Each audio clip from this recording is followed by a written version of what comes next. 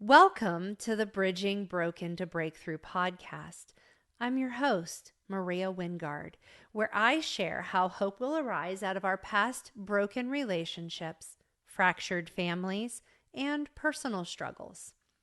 Come walk a mile with me as we allow Jesus to clean out the mess and organize the rest. Today's episode is titled, A Grief-Giving Joy-Filled Christmas. Part 1.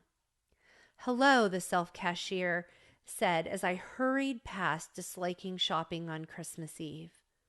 Merry Christmas, how are you? I distractedly responded, focused on scanning. Not so good today, she replied while I was in mid-swipe. My hands froze and time ground to a halt.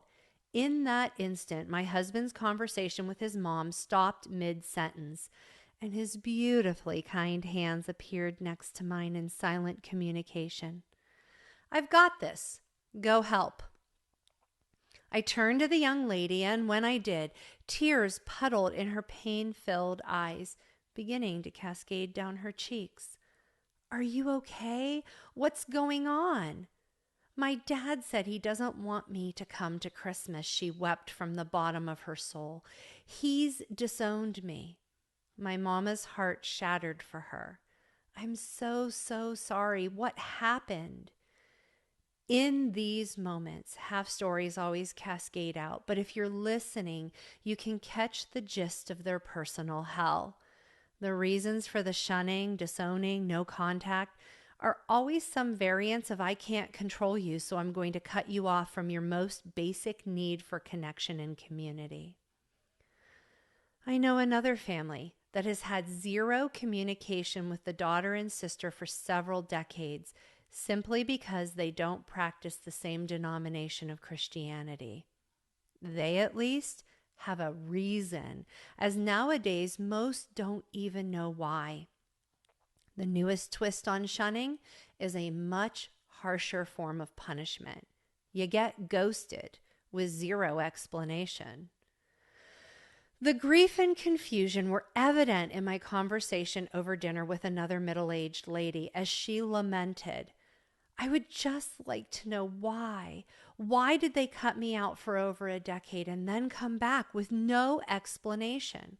Why? What did I do? I want to know so I can avoid doing it again. My advice, let go of your desire to know why. Knowing why won't help your heart with the fact that it happened. Forgive.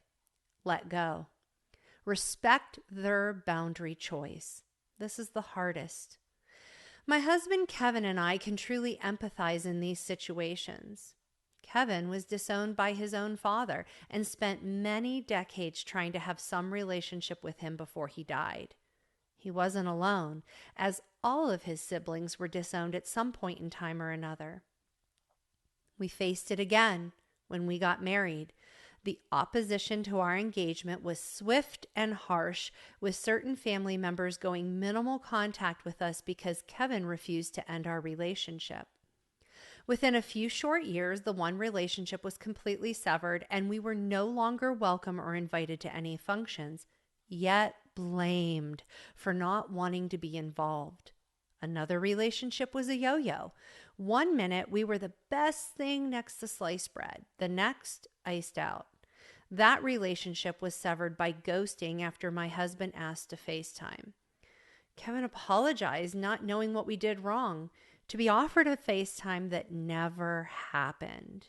Phone calls after this were not returned, escalating in a FaceTime moment with another family member when this person entered the room, refusing to even say hello to us. Unresolved pain, left uncommunicated, festers and poisons. Respecting these boundaries is impossible on your own. Grieving the living dead is worse than an actual death in my life experience. Job, Joseph, and the wedding banquet king parable lend much guidance in these types of situations on how to let go while navigating your heart's pain. Now, this is where my Christian viewpoint differs from modern psychology and many Eastern practices. They say, become a self-healer, focus on yourself. What I've witnessed in these situations is that mindset typically drags the person into an even deeper spiral of hopelessness and despair. I believe God is my healer and that it's only through the cross that we can have freedom. I also believe the Bible teaches us to serve and give, not be self-focused, selfish. Respecting others' free will to not choose us. That's God's example set for us. He loves and honors our free will to not choose Him, even if it means an eternity separated from the one He loves. He loves us enough to not try and control our choice to disown Him. I can say, I'm not quite there yet. As I spent a decade trying to convince certain people I was worthy of their love, only to receive snickers and gossip behind my back for my Cinderella ways. You can't give or love someone into loving you. That just causes further derision. So, Kevin and I started our grieving. Now, I'm grateful you decided to come walk a mile with me, your host, Maria Wingard, on the Bridging Broken to Breakthrough podcast. To find out how Jesus bridges broken to breakthrough, please listen to past episodes and visit hopewillarise.com. Thanks for listening today.